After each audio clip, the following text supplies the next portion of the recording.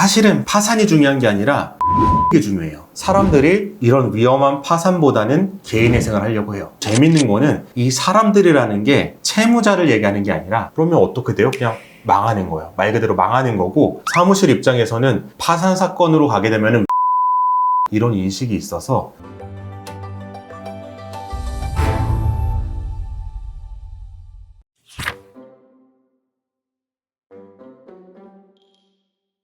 요즘 개인 회생이랑 파산이랑 지표 이런 게 좀 어떤가요? 수치부터 말씀드리면은 작년 접수 건수 기준으로 전국 기준으로 개인회생은 12만 1000건이었고요. 개인 파산은 19,000건 정도로 6배 정도 개인회생이 더 많았습니다. 원래 이렇게 차이가 많이 났나요? 원래가 언제부터인지는 모르지만 최근에는 개인회생이 더 많았는데 파산과의 격차가 점점 벌어지고 있는 건 맞고요. 오히려 제도가 처음 도입됐던 20년 전으로 돌아가면은 그때는 파산이 더 많았습니다. 그럼 계속 회생이 늘고 파산이 주는 시대로 가나요? 그렇죠. 제도 초창기에는 파산이 더 많았어요. 왜냐하면은 파산은 빚을 다 탕감해 주는 거고, 회생은 내가 3년 동안 갚아야지 탕감을 해주잖아요. 그러니까 빨리 끝나고 더 많이 탕감받는 파산을 더 선호하는 게 당연한 거죠. 그래서 처음에는 파산이 더 많고 개인회생이 적었는데, 우리가 항상 개인회생 얘기하면 언급하는 도덕적 해이 문제가 발생을 했어요. 도덕적 해이가 너무 심각하다, 너무 쉽게 빚을 지고 너무 쉽게 파산한다 라는 비판이 있어서 법원 차원에서 파산보다는 개인회생을 더 권장하는 정책 방향을 설립을 했고요. 이에 따라서 파산은 더 어렵게 만들고 회생은 더 쉽게 만들었어요. 파산을 어렵게 만드는 건 뭐냐? 서류를 제출해야 되는데 제출하는 서류가 몇 배로 늘어났습니다. 처음보다. 그리고 필수적으로 파산관제인과 면담을 하도록 만들었어요. 그 전에는 면담 없이 서류만 보고 면책을 시켜줬었거든요. 이렇게 제도를 어렵게 만들고 한편에서는 개인회생 제도를 쉽게 만들다 보니까 개인회생 제도로는 점점 많은 사람이 가고 파산 제도로는 점점 적은 사람이 가게 되는 현재 상황에 처하게 된 것 같습니다. 사실은 파산보다 회생이 많은 이유가 그것뿐만은 아니에요. 또 다른 이유가 있는데, 사실은 파산이 중요한 게 아니라 면책이 중요해요. 파산 절차와 면책 절차는 별개로 구분되어 있거든요. 이게 무슨 말이냐?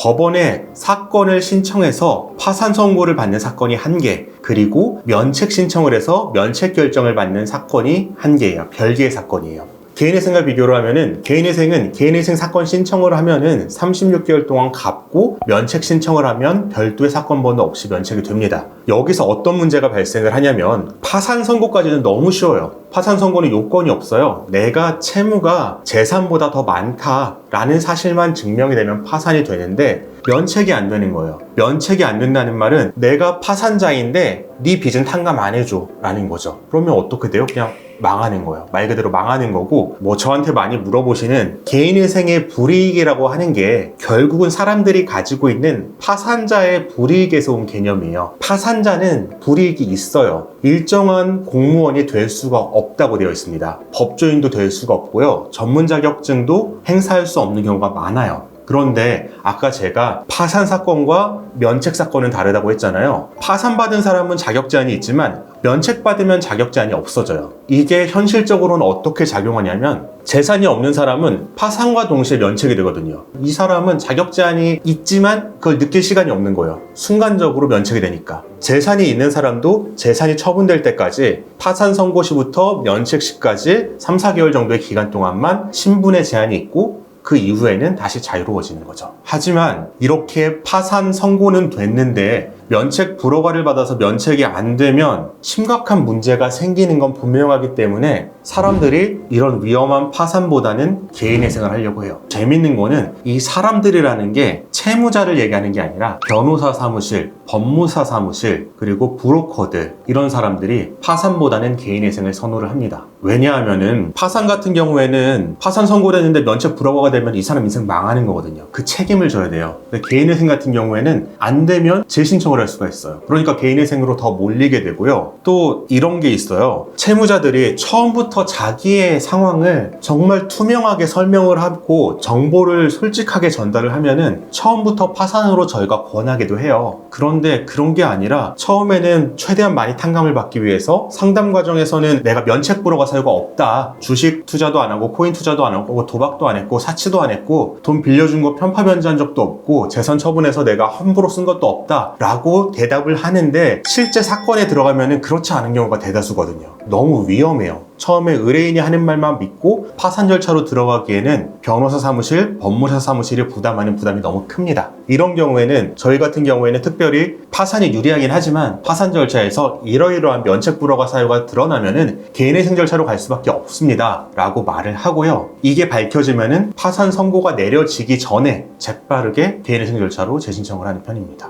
그러면은 가볍게 궁금한 내용인데 네. 사무실 입장에서 개인회생이랑 개인 네. 파산이랑 네. 일반적으로 수익률 차이 있나요?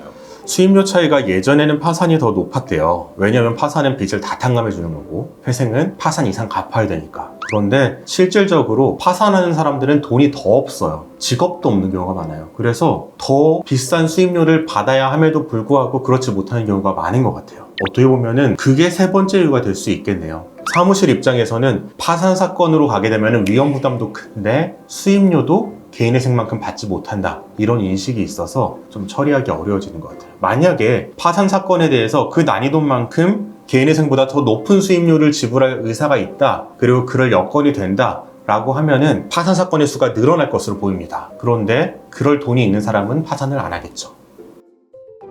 영상 끝까지 시청해주시고 구독과 좋아요, 알림 설정, 댓글 부탁드립니다. 댓글 남겨주신 분께 추첨을 통해서 이 책을 보내드리고 있으니 자세한 참여 방법은 고정 댓글을 참고해주세요.